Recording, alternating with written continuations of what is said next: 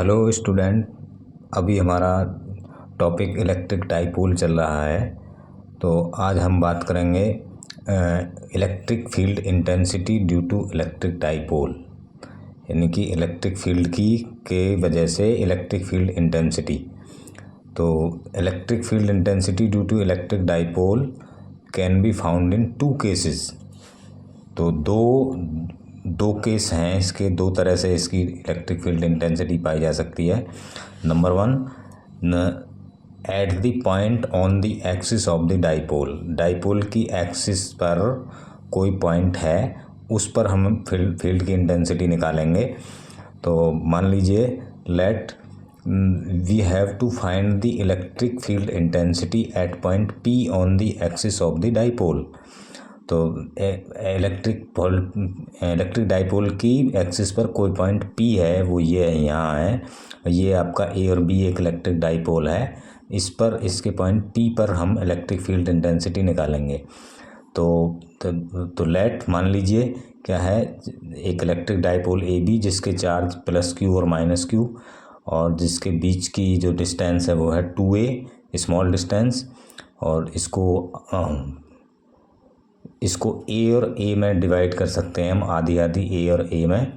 तो यहाँ पे A और A हो गई, और इसके सेंटर से जो पॉइंट P की डिस्टेंस है वो है R।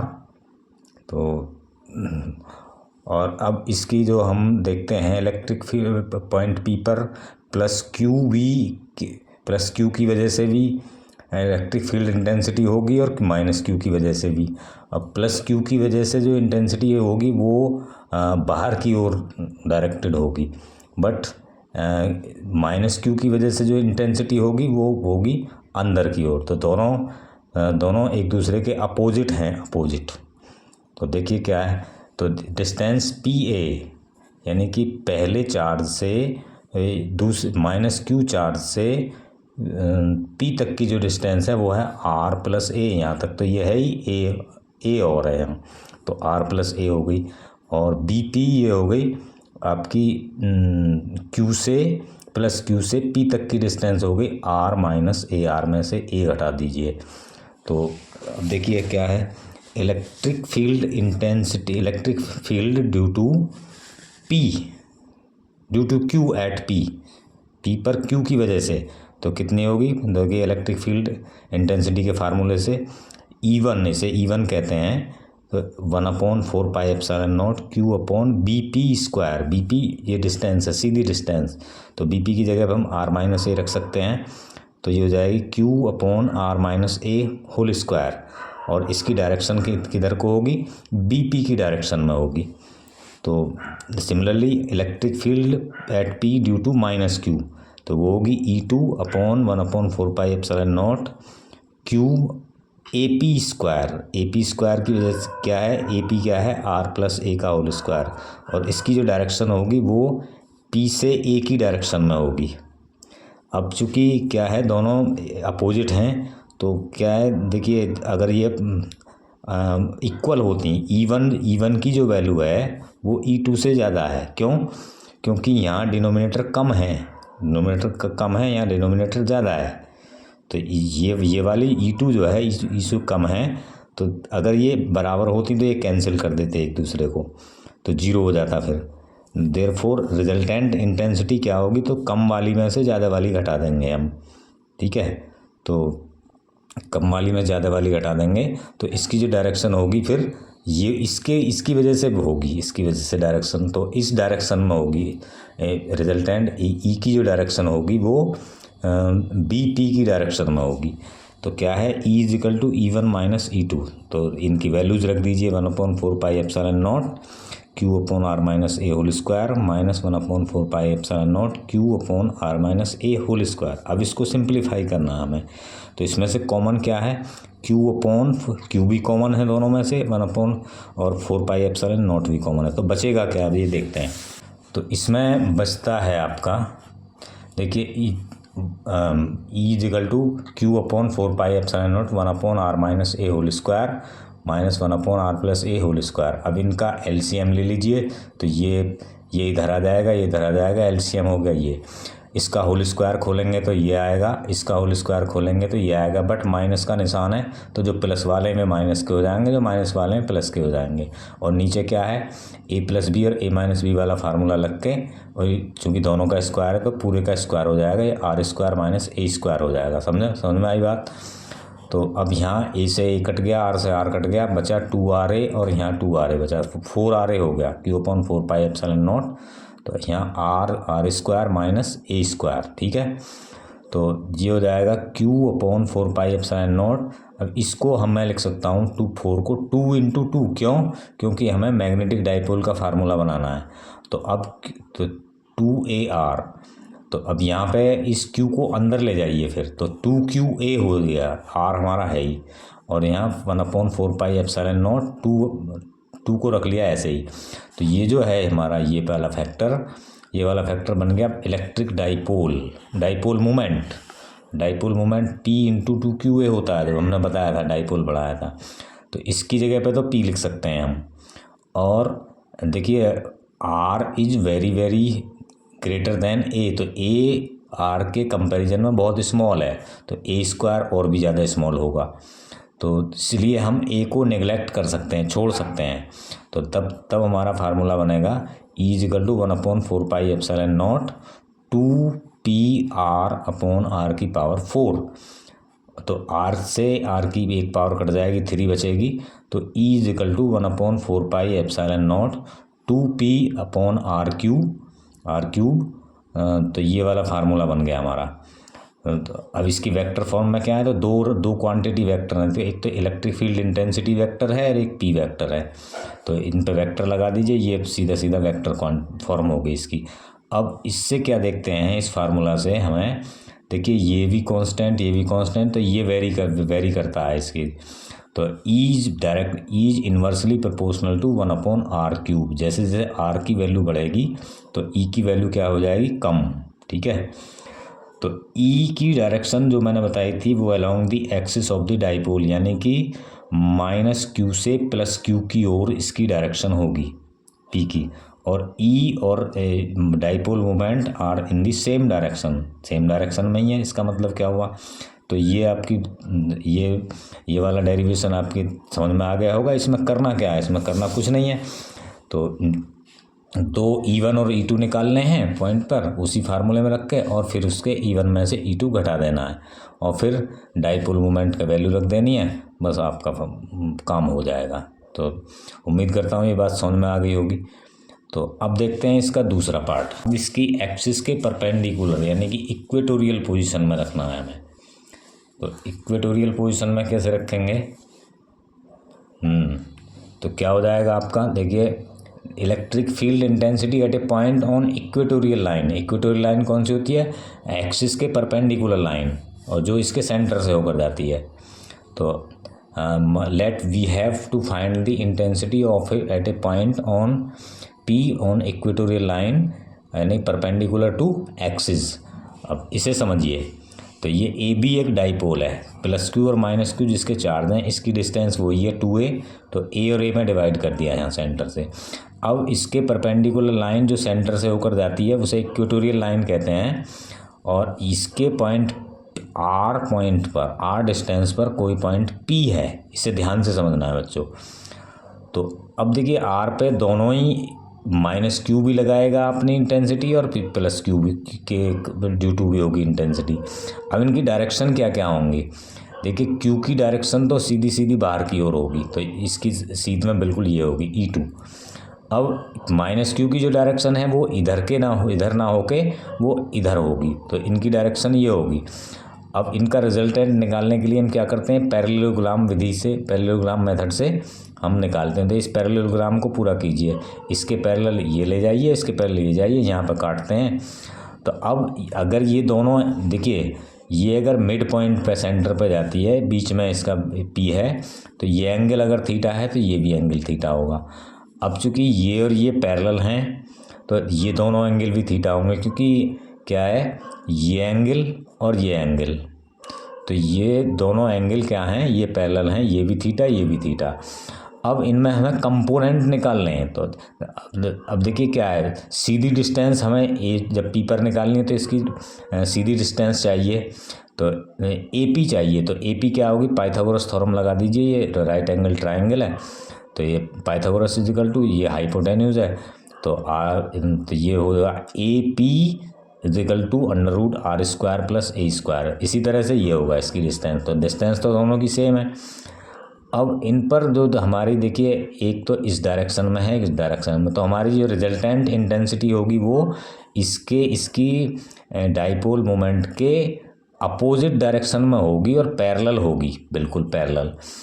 तो इसके ड्यू टू इसकी इंटेंसिटी होगी।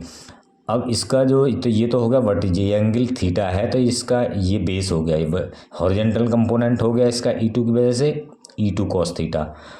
और देखिए इसका हॉरिजॉन्टल कंपोनेंट हो गया, ये वर्टिकल कंपोनेंट है इसका E1 sin थीटा, ये इस लाइन के अलोंग, और इसका है ये, बट ये सेम डायरेक्शन में है, इनकी जो डायरेक्शन है सेम नहीं अपोजिट डायरेक्शन में है, एक वैल्यू इनकी सेम है, तो ये एक दूसरे को कैंसिल कर देंगे, कैंसिल, ठीक है। तो इनकी वजह से तो कोई इंटेंसिटी इन पर होगी नहीं पी पे, क्योंकि ये कैंसिल कर देंगे, तो इनकी वजह से इंटेंसिटी होगी इन दोनों की वजह से, E2 की, यानी कि E2 cos थीटा और E1 cos थीटा की वजह से।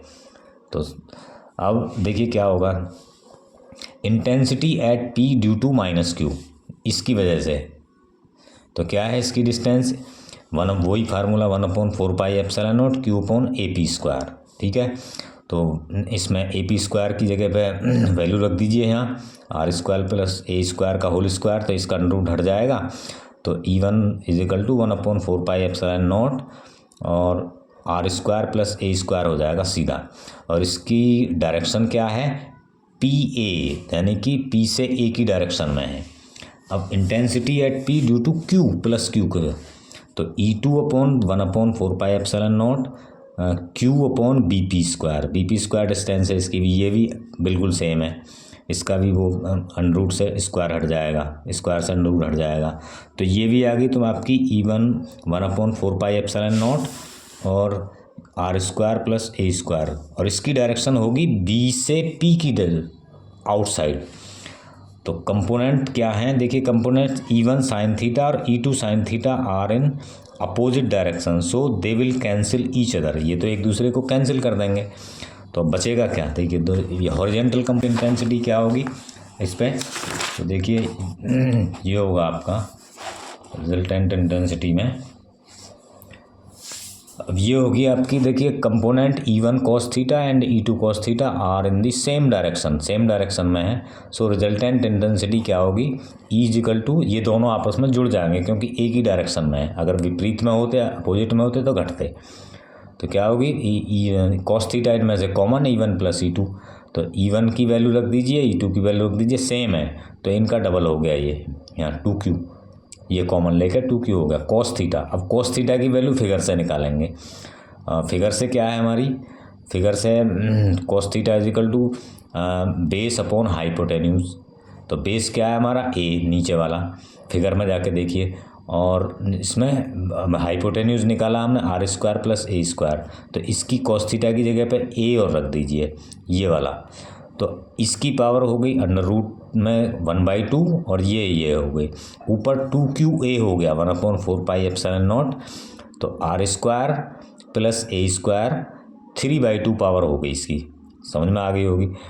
अब फिर वही काम करना है, 2QA की जगह पे ये हमारा डाइपोल मोमेंट है P, इसकी जगह पे तो P रखना है। अब R is greater than A, R A के कंपैरिजन में बहुत बड़ा है, तो A छोटा है, तो A को हम फिर निगलेक्ट कर सकते हैं, तो यहाँ लिखना चाहिए निगलेक्टिंग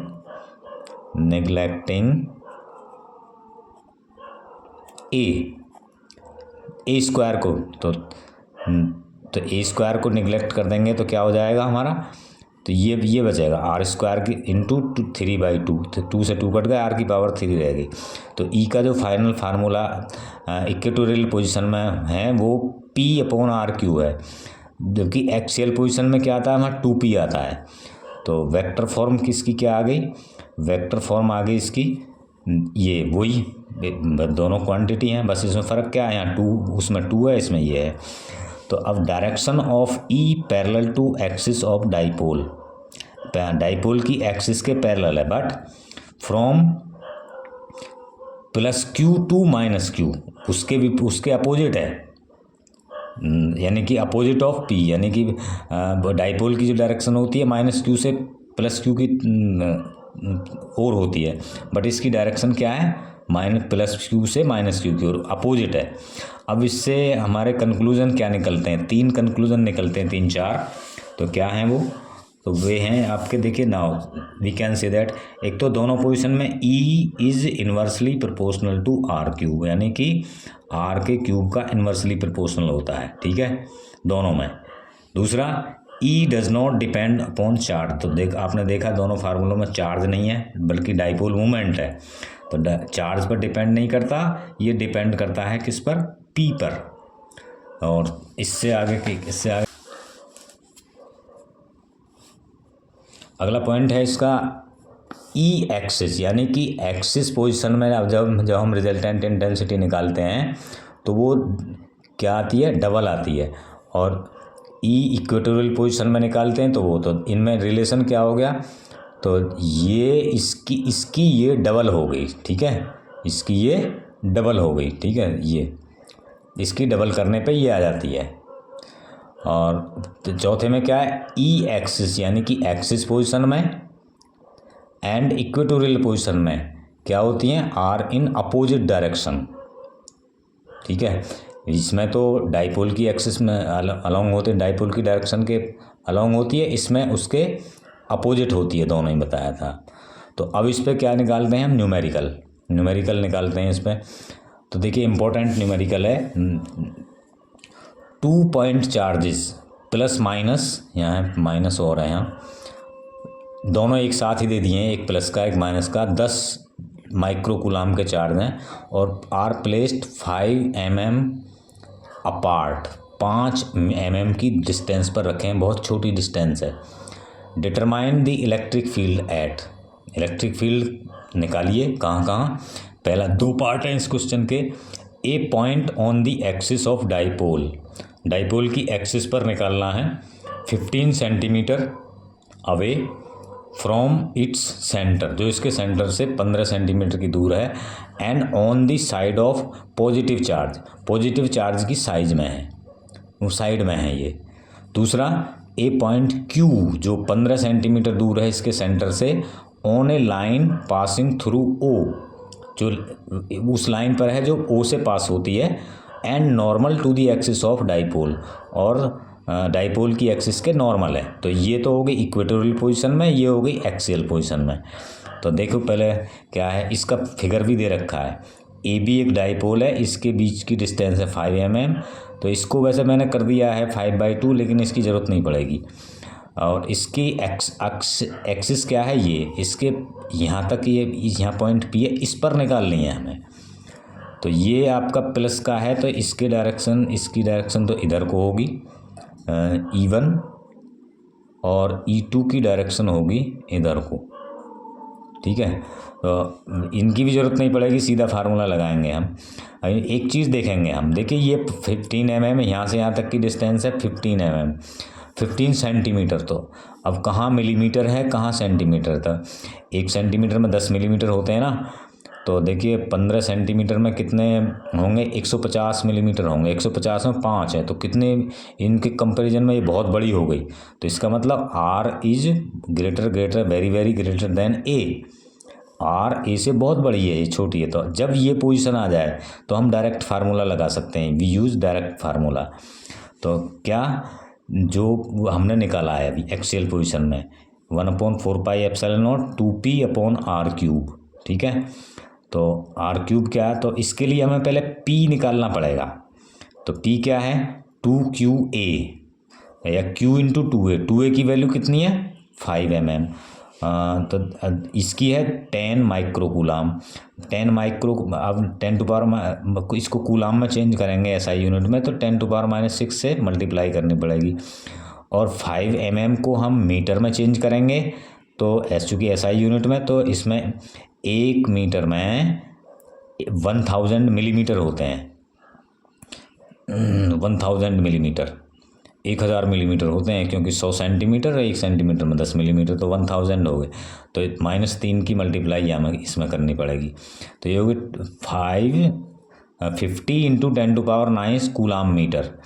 और अगर हम इस पॉइंट को यहाँ लाएंगे यहाँ, तो ये हो जाएगा 5.0 इंटू 10⁻8, एक पावर कम हो जाएगी इसकी, तो एक पावर प्लस की आ जाएगी इस पर, तो प्लस की घट जाएगी, तो सेंटीमीटर कूलाम सेंटीमीटर हो गया ये।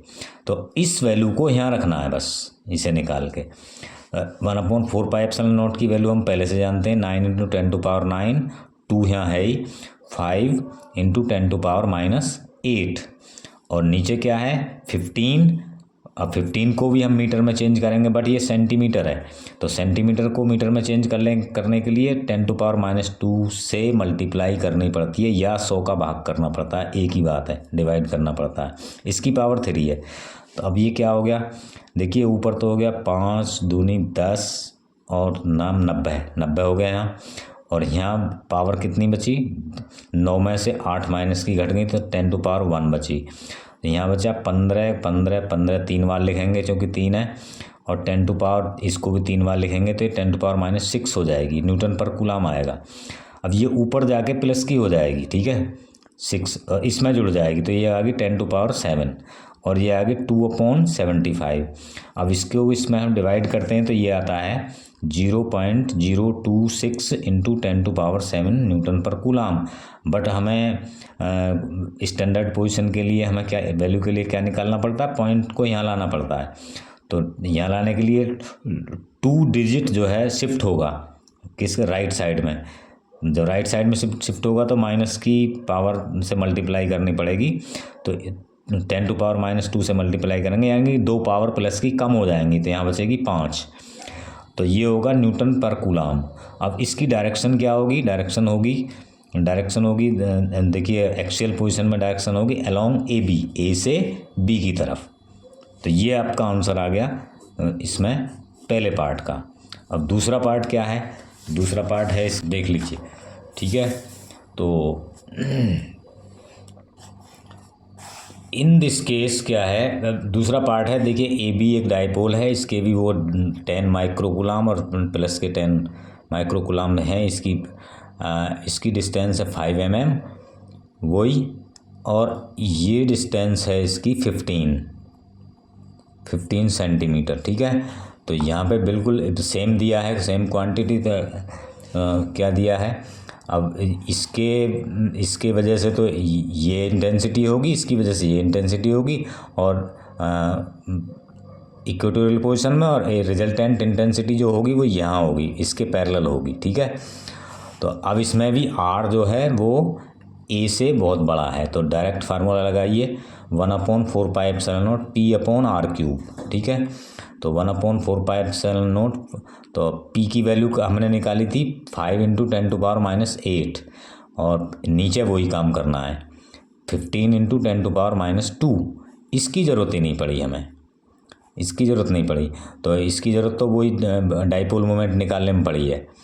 तो देखिए इसकी वैल्यू रख दी हमने यहाँ 5 इंटू 10⁻8, 15, 15, 15 3 बार मल्टीप्लाई, और 10⁻6 हो गया। अब देखिए इससे काट लीजिए, 5 से 3 टाइम्स कट गया, 3 से कट गया 5 टाइम्स, और फिर 3 से कट गया 5 टाइम्स, ठीक है। तो नीचे हो गया 75, 1/75 इंटू 10⁻9, 10⁻8, और ये हो गई 10⁻6 प्लस की हो गई है, प्लस की है। तो 9 और 6 15 हो गई, 15 में से 8 गए तो यहाँ बची 7, ठीक है, प्लस की बची। और ये जब इसमें भाग देंगे, इसका डिवाइड करेंगे तो 0.01.33, तो ये हो जाएगा आपका। जब पॉइंट को यहाँ लाएंगे, दो डिजिट शिफ्ट करेंगे तो इसमें से 2 पावर फिर कम हो जाएंगी, तो 1.33 इंटू 10⁵ न्यूटन पर कूलाम। तो ये आपका आंसर आ जाएगा। अब इसकी डायरेक्शन क्या होगी, देखिए फ्रॉम जैसे फिगर से इसकी डायरेक्शन इसमें, और इसकी डायरेक्शन किधर है, इधर। तो ये होगी डायरेक्शन होगी opposite to the direction of P, यानी कि डाइपोल मोमेंट, डाइपोल की डायरेक्शन के अपोजिट होगी। तो स्टूडेंट मैं उम्मीद करता हूँ कि ये जो डेरिवेशन और न्यूमेरिकल मैंने करवाए हैं तो ये आपकी समझ में आ गए होंगे। और अगर थोड़ा सा कन्फ्यूजन है तो दोबारा वीडियो को देख सकते हैं। और प्लीज़ कृपया करके चैनल को सब्सक्राइब करें और लाइक और कमेंट भी करें। आपसे गुजारिश है कि मैं आपके लिए मेहनत करता रहूँगा और कर रहा हूँ, और रोज़ एक वीडियो लाने का प्रयास करूँगा, और आप चैनल को ग्रो करवाने में हेल्प करें, आपसे यही गुजारिश है। तो thank you, see you in the next video. अगले वीडियो में मुलाकात हो।